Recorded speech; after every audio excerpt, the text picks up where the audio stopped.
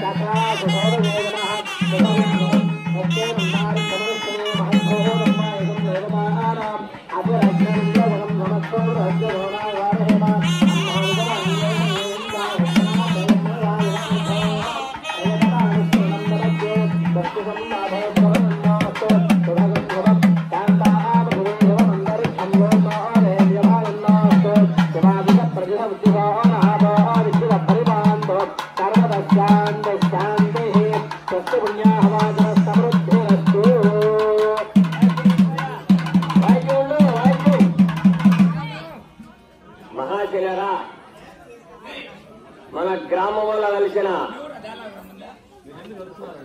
శ్రీ కోదండరామస్వామి దేవస్థానమునందు వసంత నవరాత్రుల సందర్భముగా ఈరోజు 9వ రోజు సీతారాముల వారి కళ్యాణం ప్రారంభమయ్యి మొట్టమొదటిసారిగా కంగూరు కుమారస్వామి వారు గణపతి పూజ శక్తివాచనం జరిగినది. ఇప్పుడు ఆలయం శుద్ధి అయినది. ఇక్కడ ఉన్నటువంటి భక్తాదులు కూడా ఆశీర్వదించి చూస్తున్నాడు. ఈ యొక్క కార్యక్రమాన్ని మీరు భక్తి శ్రద్ధలతో ఈ యొక్క చెప్పే మంత్రాలు విని స్వామివారి కృపా కటాక్షలతో వర్ధిల్లాలని ప్రార్థిస్తున్నాము. ఇప్పుడు స్వామివారికి లోక కళ్యాణం అంటాం. ఈ లోక కళ్యాణం వల్ల దేవయ్య మీరు ఇంత ఖర్చు పెట్టుకుని రామకృష్ణలో మేము చేసుకుంటామంటే మీకు లోకం ఏమని చెప్తారంటారు. లోకం బాగుంటే రామకృష్ణ బాగుంటుంది. లోకం బాగుంటే అన్ని కూడా వర్షాలు బాగుపడతాయి, అన్ని పంటలు బాగుపడతాయి, అందరూ కూడా యక్షణంగా ఉంటారని దీనికి శాస్త్రం. ప్రతిరోజు ఎక్కడైతే కళ్యాణాలు జరుగుతాయో అక్కడ సుభిక్షంగా ఉంటుందని చెప్తాయి. మరియు మనము తిరుమల కొండపైన ప్రతి నిత్యము కళ్యాణం జరుగుతూ ఉంటాయి. మరియు పెంచినపాలె నరసింహస్వామి కళ్యాణాలు ప్రతిరోజు జరుగుతూ ఉన్నాయి. ఆ తర్వాత నెల్లూరులో జొన్నవాడ కామాక్షమ్మ ఈశ్వరు కళ్యాణాలు ప్రతి నిత్యం జరుగుతుంటాయి. అక్కడే ప్రతి నిత్యం భోజనాలు జరుగుతూ ఉంటాయి. ఎక్కడైతే కళ్యాణాలు జరుగుతాయో, ఎక్కడైతే భక్తులు తోరణాలు కడతారో అక్కడ సుభిక్షంగా కరువు కాటకాలు ఉండవని చెప్తాయి. అయిపోలే ఇంకా పంచాయతీయా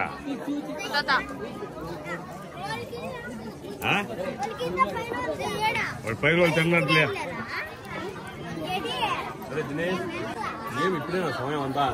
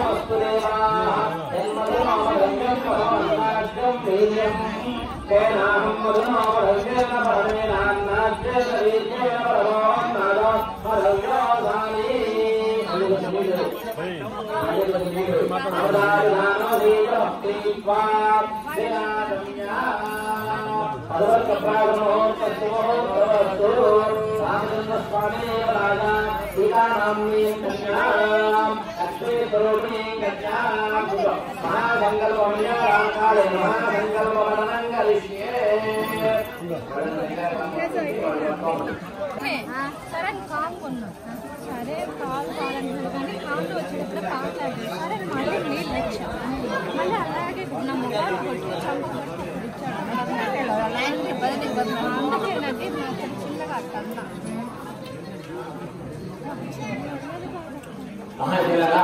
అలుగు నానే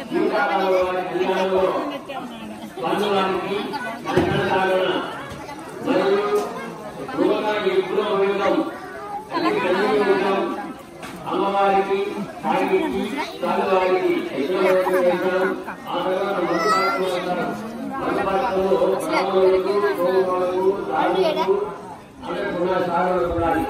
మధుపరచడం అనగా అమ్మాయి తల్లి గారు అమ్మాయికి వేస్తారు ఏదంటే మధుపరచడం దేవాలంటే అన్నప్రాసన నామకరణకు చెవులకు ఇవి ఉన్నాయి ఈ కళ అన్ని చేశారు స్వామివారు.